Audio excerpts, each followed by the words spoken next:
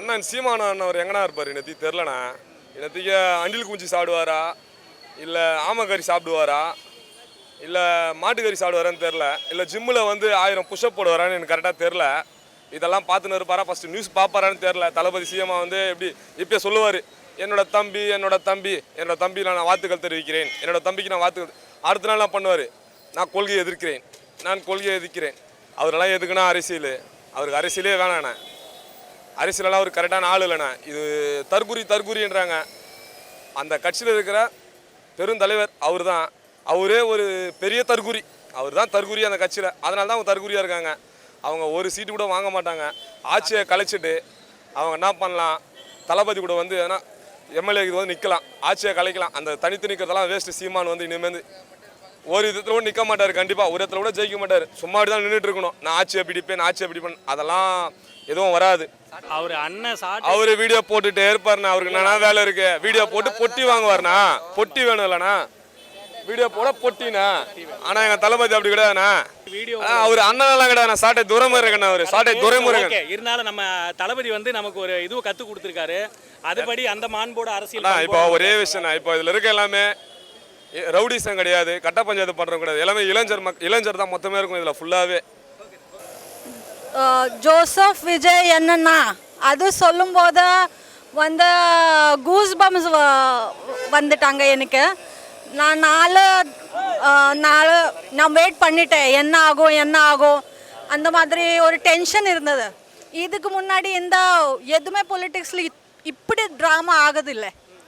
So நம்ம என்ன ஒரு 2 இயர்ஸ் நினச்சிருக்கோம், ட்ரீம் பண்ணிட்டு இருக்கோம், அது இன்னைக்கு ஃபுல்ஃபில் ஆயிடுச்சு.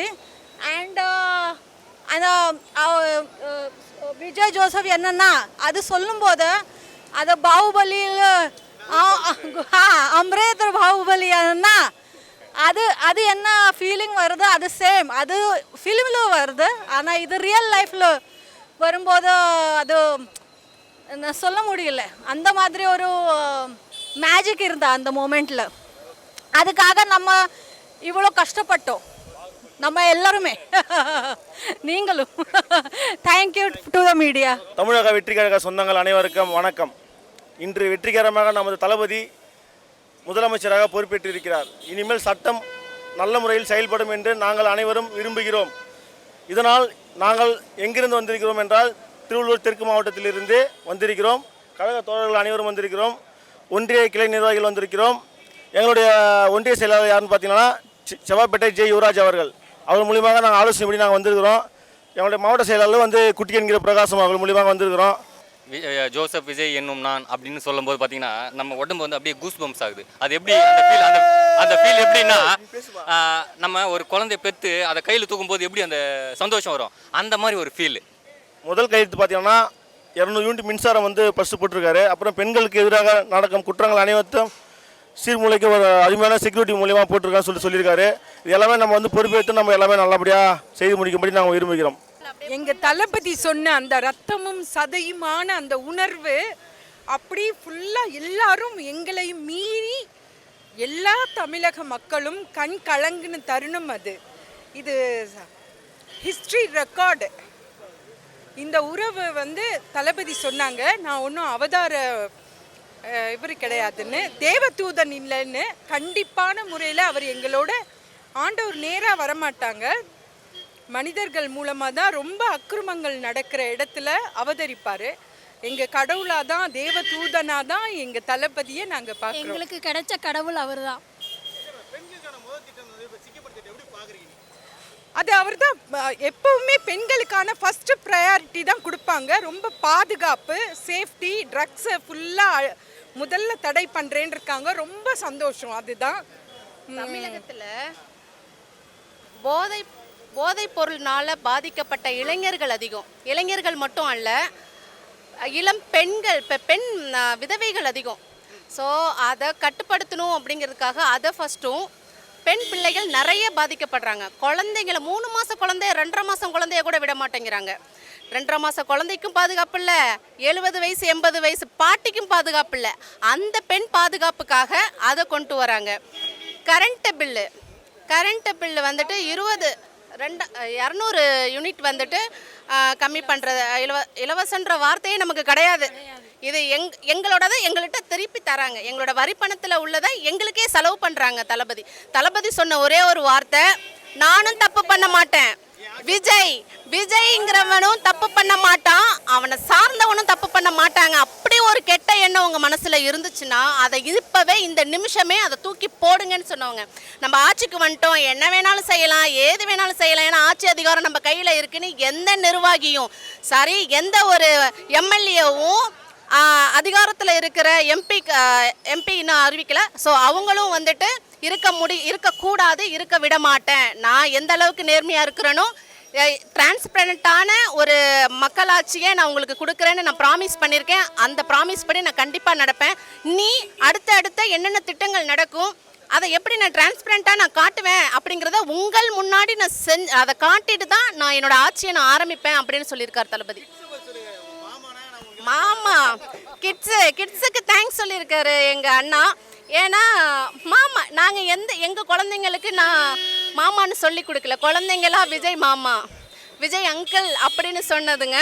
ஸோ அவங்களுக்கே அது புரியுது, இது நம்ம மாமா, இது நம்ம சொந்தம், நம்ம ரத்தம் அப்படின்னு அவங்களுக்கே தெரியுது. ஸோ அதனால் அவங்களுக்கு தேங்க்ஸ் பண்ணியிருக்காங்க. அவங்களும் ரொம்ப எக்ஸாக்டாக ரொம்ப சந்தோஷமாக ஃபீல் பண்ணுறாங்க. அதை குழந்தைங்க எல்லாம் வந்து ரொம்ப எங்கள் தளபதி தேங்க்ஸ் பண்ணதுக்கான ரீசன், குழந்தைங்க வீட்டில் தாத்தா பாட்டி சித்தப்பா சித்தி அத்தை யாராக இருந்தாலும் எல்லார்கிட்டையும் எங்கள் மேலே ப்ராமிஸ் பண்ணுங்க, விஜய் அங்கிளுக்கு தான், விஜய் மாமாவுக்கு தான் நீங்கள் ஓட்டு போடணும்னு அந்த குழந்தைங்களோட வாக்கு இல்லைன்னாலும் அவங்க பதிய வச்சுருக்காங்க. அவங்க ப்ராமிஸ் வாங்கி இன்னைக்கு மக்கள்கிட்ட எல்லாரும் புரியாதவங்க வீட்டில் உள்ள எல்லாரும் சொல்கிறாங்க, நான் ப்ராப்பராக டிஎம்கே தான், ஆனால் என் பேத்தி வாங்கிட்டா, ப்ராமிஸ் சத்தியம் வாங்கிட்டா, எங்கள் அண்ணன் பொண்ணு வாங்கிட்டா, என் பொண்ணு ப்ராமிஸ் வாங்கிட்டு தான் அனுப்புகிறா ஓட்டு எலெக்ஷன் பூத்துக்கே கூட வர்றாங்க. மம்மி டேடி கண்டிப்பாக நான் நிற்கிறேன், என் மேலே ப்ராமிஸ் பண்ணுங்க, நீங்கள் கண்டிப்பாக நீங்கள் தளபதிக்கு தான் ஓட்டு போடணும், மாமாவுக்கு தான். வேற லெவல் சார். ஏன்னா அந்த உணர்வுக்கு ஒரு அது எப்படி உணர்ச்சிக்கு பதில் சொல்றதுன்றது தெரியல. அந்த அளவுக்கு ஒரு உணர்வு பூர்வமான எங்கள் தமிழக மக்கள் மனசுல அவர் குடியிருக்கும் எங்கள் தளபதிக்கு வாழ்த்துக்கள்.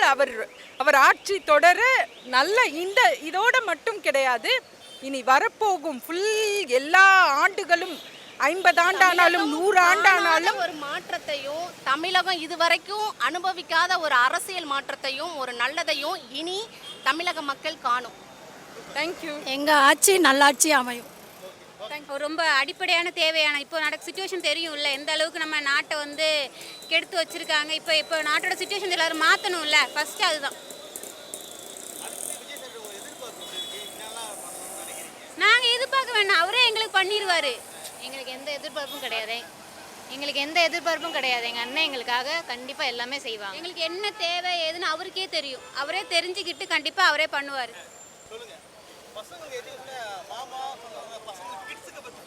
எனக்கும் பசங்க இருக்காங்க, என் பசங்களும் ரொம்ப மாமா மாமா மாமா மாமா தான். டிவி பார்த்தா இப்போ கார்ட்டூன் சேனல்லாம் யாரும் பார்க்கறதில்ல, ஃபுல்லாக நியூஸ் பார்க்க ஆரம்பிச்சிட்டாங்க. என் பசங்க காலையிலேருந்து நைட் வரைக்கும் நியூஸ் பார்க்குறாங்க. நாங்கள் பார்க்கறதுனால என் பசங்க அரசியலும் தெரிஞ்சுக்கிறாங்க சின்ன வயசுலேருந்தேன்ற போது சந்தோஷமாக தான் இருக்குது. வேறு ஏதோ கற்றுக்கிறதுக்கு நம்ம அரசியலை பற்றி தெரிஞ்சுக்கிறது சந்தோஷம் தான் எங்களுக்கு. அதுக்கு தான் இவ்வளோ நாங்கள் போராடி வந்திருக்கிறோம். மற்றவங்க நடத்தின ஆட்சியோட நாங்கள் எப்படி நடத்துகிறோம் கொஞ்சம் பார்க்க சொல்லுங்கள். அண்ணன் சொல்லியிருக்கிறாரு, எங்கள் ஆட்சி எப்படி நடத்துகிறோன்னு பார்க்க சொல்லுங்கள். அதுதான் நாட்டில் மிகப்பெரிய பிரச்சனை பெண்கள் பாதுகாப்பு தான் மிகப்பெரிய பிரச்சனையாக இருக்குது. நாங்கள் தேர்தல் பிரச்சாரத்தை போன இடத்துலையுமே பெண்கள் பாதுகாப்பு ஒழிக்கணும், பெண்கள் பாதுகாப்பு கொடுக்கணும், கஞ்சா புகைப்பழத்தை ஒழிக்கணும்னு தான் சொல்லி எல்லாமே கோரிக்கை வச்சாங்க. அதை அண்ணன் காது கொடுத்து கேட்டு மக்களோட தேவை என்ன புரிஞ்சு ஃபஸ்ட்டு கையெழுத்து போட்டிருக்காரு. இலவச மின்சாரம் அந்த 200 யூனிட் கொடுத்துருக்காருல, அது மிகப்பெரிய ஏழைகளுக்கு வரப்பிரசாதமாக இருக்கும்.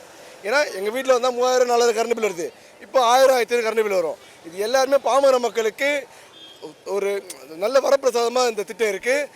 மெயின் பெண்கள் பாதுகாப்புன்றது தான் முக்கியத்துவம் கொடுத்துருக்காரு. போதை பழக்கத்தை கட்டுப்படுத்த சொல்லியிருக்காரு. அதுக்கு இல்லாமல் வந்து அந்த பசங்களை மீட்கிறதுக்கு வழி பார்க்குற சொல்லியிருக்காரு. இன்னிலேருந்து அண்ணனோட ஆட்சி தொடங்குது, சம்பவமாக இருக்கும். பார்த்துட்டு தான் திட்டத்தை வந்து எப்படி அறிவிக்கிறேன்னு சொல்லியிருக்காரு. பழசு போனவங்க எவ்வளோ வச்சுட்டு பெரிய பழசை வச்சுட்டு போனாதானங்க வச்சுட்டு போனாங்கன்னு சொல்லுவீங்க ஃபர்ஸ்ட். 10 லட்சம் அதான் கோடி சொல்லிட்டு எடுத்துட்டு போயிட்டாங்களே. 10 லட்சம் கோடி கடன் தான் வச்சுட்டு போயிருக்காங்க. அந்த கடன் அடைக்கணும், மக்கள் நல்ல திட்டங்கள் கொண்டு வரணும், அவர் அறிவிப்பு வச்சது அதையும் பார்க்கணும். அது கொஞ்சம் கால அவசரம் நேரம் தான். எடுத்தவங்க அவசரம் செய்ய முடியாது. இது வந்து அரசியல் தெளிவாக பண்ணணும். இது இன்னைக்கு அரசியல் கிடையாது. அவர் பண்ணுற அரசியல் இன்னும் 50 வருஷத்துக்கு பேசும். ஜோசப் விஜய் என்ற ஒருத்தர் நபர் வந்தாருன்றது வந்து வரலாறு, காமராஜர் எம்ஜிஆர் மாதிரி ஒரு வரலாறு இடம் பிடிக்கிற அரசாங்கமாக இருக்கும். மக்கள் பேசுவாங்க, மக்களாட்சி நடக்கும். விமர்சனம் போன சீமானெலாம் வந்து அவ்வளோ விமர்சனம் பண்ணியிருந்தாங்க. இப்போ வந்ததுக்கு அப்புறம் அவரோட நிலைப்பாடு எப்படி இருக்குன்னு நினைக்கிறீங்க? அவங்க மூஞ்சில கறியை பூசியாச்சு, மக்கள் கறியை பூசிட்டாங்க. ஏன்னா அவங்க காசை வாங்கிட்டு, ஆளுங்கட்சிக்கிட்ட காசை வாங்கிட்டு தவறான பிரச்சாரங்கள், அவதூறான பிரச்சாரங்கள், பொய் பிரச்சாரங்கள், வாடா போடான்றது, டே விஜய் வா, டே விஜய் வா போன்றது, இந்த மாதிரி அவதூறில் நாங்கள் சீண்ட கூட இல்லை.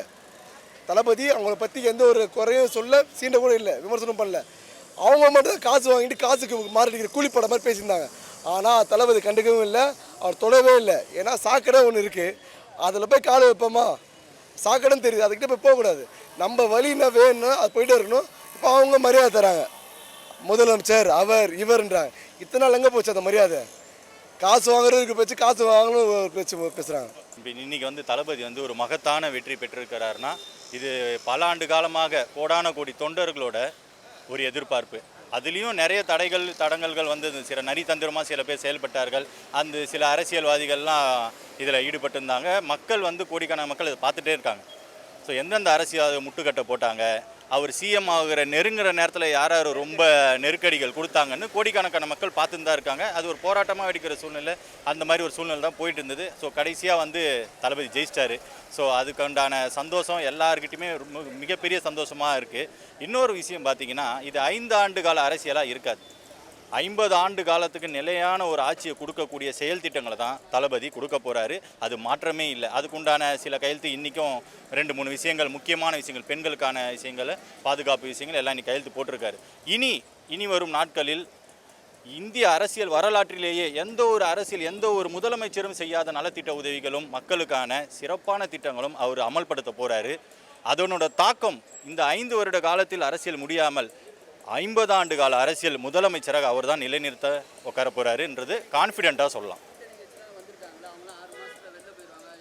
வாய்ப்பே இல்லை. இப்போ பாருங்கள், 118ன்றது 120. இப்போ நீங்கள் பாருங்கன்னா இன்னும் இப்போ சிஎம்மாக உட்காரத்துக்கு முன்னாடியே நிறைய பேர் அங்கே 30 எம்எல்ஏ பேசிட்டு இருக்காங்க. இங்கே இந்த மாதிரி ஒரு இயல்பான விஷயம் போயிட்டுருக்கு.